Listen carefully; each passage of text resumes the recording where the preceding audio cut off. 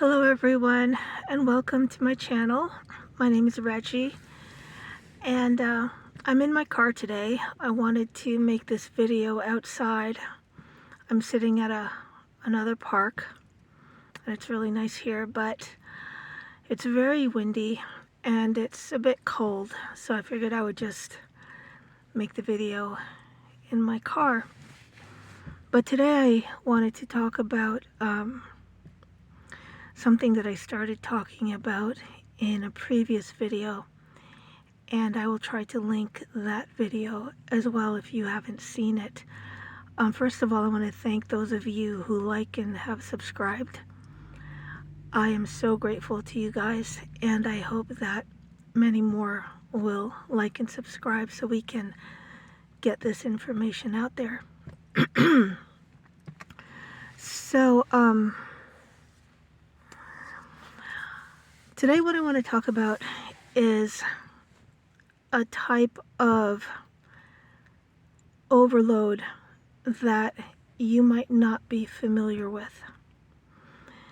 In my previous video, I talked about some of my sensory sensitivities, particularly my sound sensitivity, and also how certain conversations can cause me to have meltdowns. But today I want to talk about a sensitivity that I believe many autistic people might have, but might not be as aware of it as they should be, because I don't hear people talking about it often. This is a sensitivity to movement. And when I mean movement, I mean other people's movements. One of the things about me that I know a couple of other autistic people that I'm familiar with have, and I'm guessing that many autistic people might have this issue without knowing it, is that I see things bigger and closer than they actually are. So what that does is it means that my personal space has to be very, very big. Because if you're standing 4 feet away from me and you're using hand gestures, I see those hand gestures directly in my face and in my eyes, and I see your hands as being exceptionally large. And to me, that feels very scary and very threatening. I have a relative who is autistic, and his father had asked me why he always gets upset about knives at the dinner table.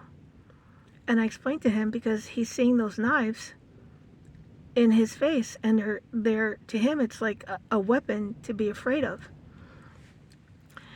And so that is one aspect of the movement sensitivity.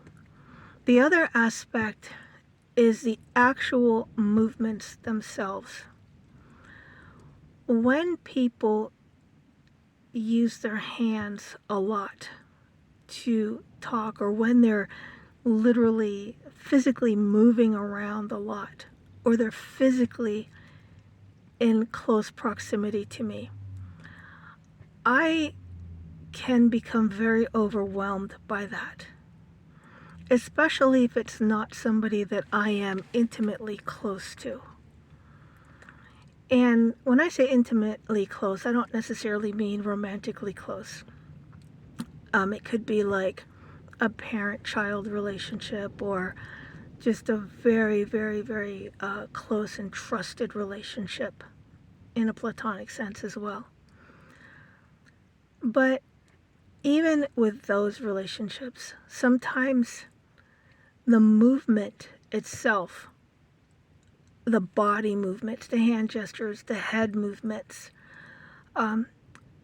if the person is walking around a lot or in a certain direction or something like that, it can be very difficult for me to process all of that movement. And so I become very exhausted, very overwhelmed, very drained. And this is one reason why I live alone. It is just too much for me to have someone else in my personal space for an extended period of time, because that person's physical movements, physical actions, and their speech, whether it's their speech patterns or the amount of words that they use, can become incredibly overwhelming to me, to the point where I'm literally physically collapsing. And this is really important because when an autistic person is in the workspace or at school or in an area where other people are around, this is a sensitivity that we have to account for. And people don't realize how debilitating it can make us.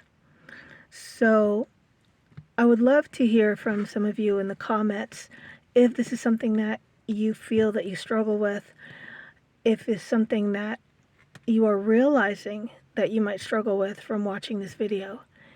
And it's important that we start a dialogue about this, because it has to become common knowledge, just like sound sensitivity, touch sensitivity, textures, lights, and all the other sensitivities that we have are, because it is equally damaging and it is equally overwhelming.